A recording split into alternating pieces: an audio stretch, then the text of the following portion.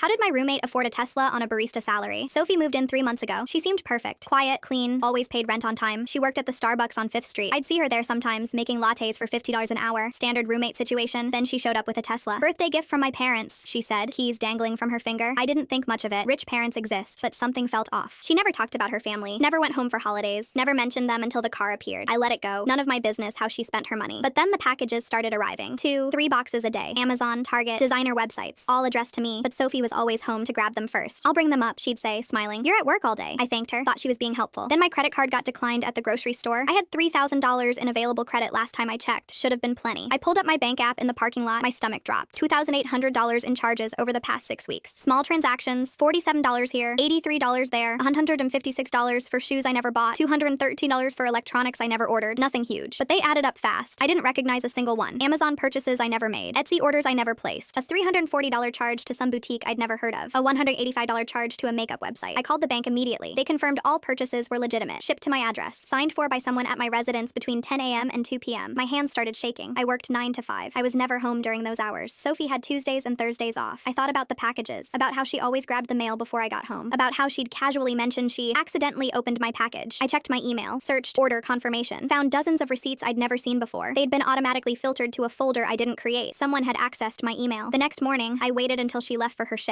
I pushed open her bedroom door. Boxes everywhere, stacked against the walls, under her bed. Designer clothes with tags still attached. Electronics still in packaging. My name on every shipping label. I opened her nightstand drawer. Found my driver's license, my credit card, my social security card. Copies I didn't know existed. Then I saw her laptop on the desk. Still open. Still logged in. I shouldn't have looked, but I couldn't stop myself. There was a spreadsheet. Columns labeled with names, credit card numbers, expiration dates, security codes, purchase amounts, dates of theft. 23 different people. The column at the end showed running totals. Next to my name, $2,147. At the bottom, total stolen, $47,389. My entire body went numb. I couldn't breathe. I heard the front door open. She was home early. Hey, I forgot my... Sophie stopped in her bedroom doorway, saw me at her laptop. Her face went white. What are you doing in my room? I turned the laptop toward her. What is this? She tried to close it. I grabbed her wrist. Don't. That's not what it looks like. It's a spreadsheet tracking identity theft from 23 people. My voice was shaking. It's exactly what it looks like. She pulled away, started crying. I needed the money. You don't understand. I have student loans. My parents won't help. I was desperate. So you ruined other people's credit? I was going to pay it back. With $47,000 in stolen merchandise in your room? I gestured at the boxes. You're selling this stuff, aren't you? She didn't answer. Just kept crying. How long have you been doing this? It's not a big deal. People have insurance. How long? 2 years, she whispered. I called the police. They arrived within 20 minutes. Sophie tried to run out the back door. They stopped her on the stairs. They arrested her that night. Searched her room for 3 hours. Found identification documents for 23 different people. Some from current roommates. Some from previous addresses. Some from people she'd met once at parties. The detective said I was the only victim who caught her. Everyone else just thought they'd been careless. She got 5 years. Full restitution ordered to all victims. She messages me sometimes from prison asking for commissary money. I never respond.